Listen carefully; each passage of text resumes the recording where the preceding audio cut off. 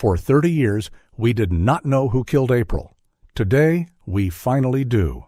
11, an Allen County judge has given prosecutors until Thursday to formally charge a man accused in the 1988 rape and killing of an 8-year-old girl. Police arrested 59-year-old John Miller Sunday. He appeared in court today to hear preliminary charges in the murder of April Tinsley. Those charges include murder, child molesting, and criminal confinement. The sentence was delivered without hesitation. A law enforcement officer standing before cameras in Indiana. Decades of investigation behind him, 30 years of waiting behind the family seated nearby. No applause, no relief in the room, just the weight of time collapsing into one moment.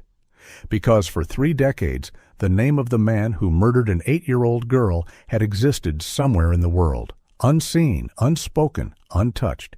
And during those same years, that man had not stayed silent. He had written, he had returned.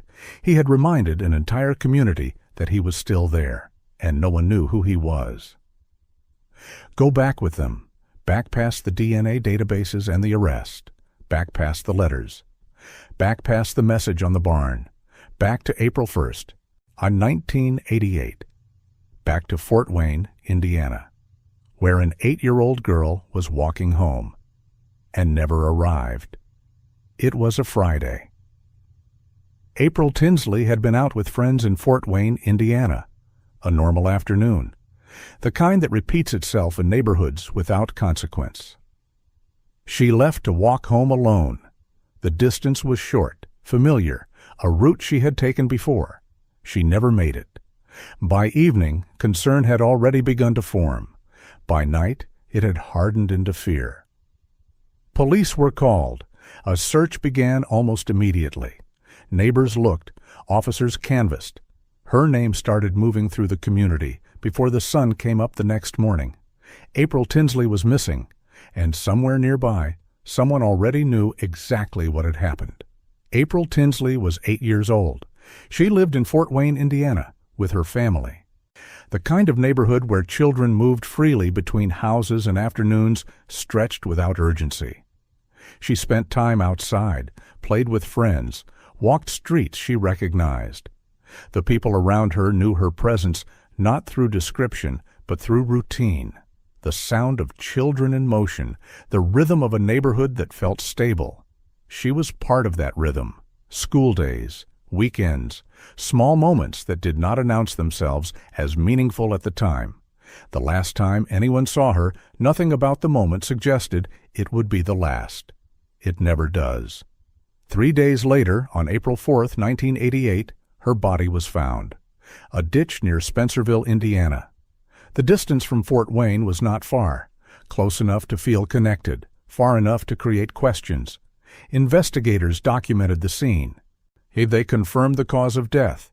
They collected evidence, and among the items recovered was something that would outlast every lead, every suspect, every passing year. Biological evidence. Preserved, stored, waiting, because in 1988 they had it, but they could not yet read it. Somewhere in that same region, a man was living his life, working, driving the same roads, moving through the same community that was searching for answers. No one pointed to him, no one had reason to. He was exactly where he was supposed to be, invisible, ordinary. That was the point.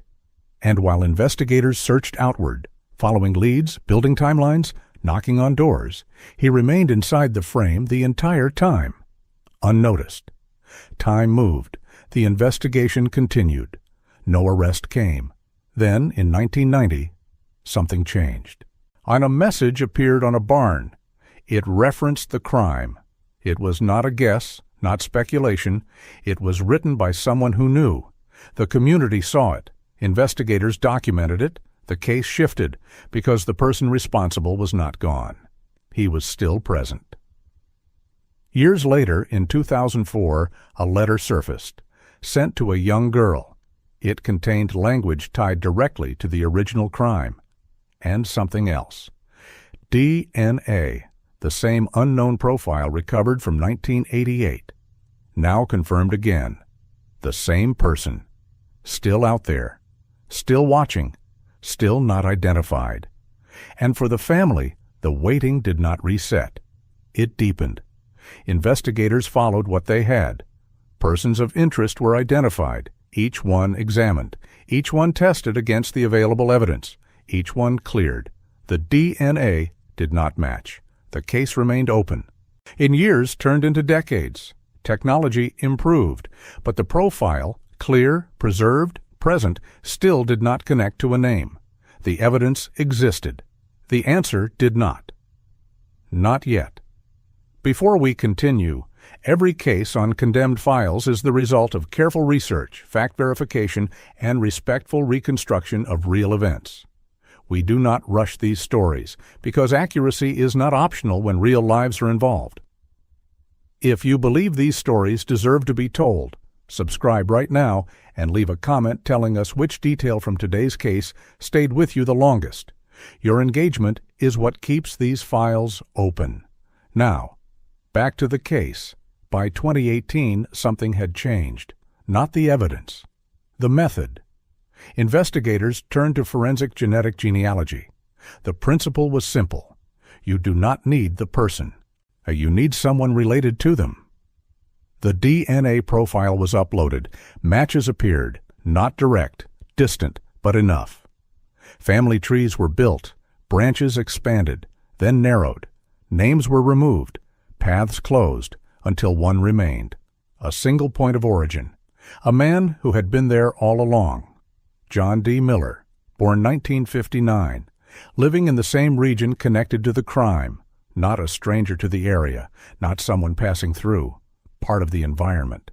Investigators moved carefully. They conducted surveillance, collected discarded DNA, compared it. It matched. The same profile from 1988, the same profile from 2004, the same man. 30 years. No arrest. Until now. He was taken into custody in 2018, and shortly after, he confessed. He had lived freely for 3 decades. Worked. A move through the same world the investigation had searched. Never identified. Until science caught up. In 2021, John D. Miller was sentenced to 80 years in prison. He died in 2025. But the resolution did not begin with sentencing. It began with answers. We never gave up hope that one day we would know who did this to April. That hope had lasted 30 years. This does not bring April back, but it gives us answers we have waited decades to hear. And that was the truth of it. Not justice in the way people imagine, but certainty, clarity, an end to the unknown.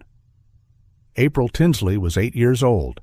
She was not a case file, not a piece of evidence stored in a box, not a DNA profile waiting to be matched. She was a child who walked home in Fort Wayne, Indiana in 1988 and did not make it. 30 years later, the truth arrived, late but complete, April Tinsley. This was Case File 002 on Condemned Files. April deserved every year she did not get. Every victim on this channel is given the same standard, told completely, accurately, and with the dignity their story deserves. If this case moved you, hit subscribe right now. New case files drop every week on Condemned Files. Hit the notification bell so you never miss one. Drop a comment below. Tell us whose file you want us to open next. The files are always open.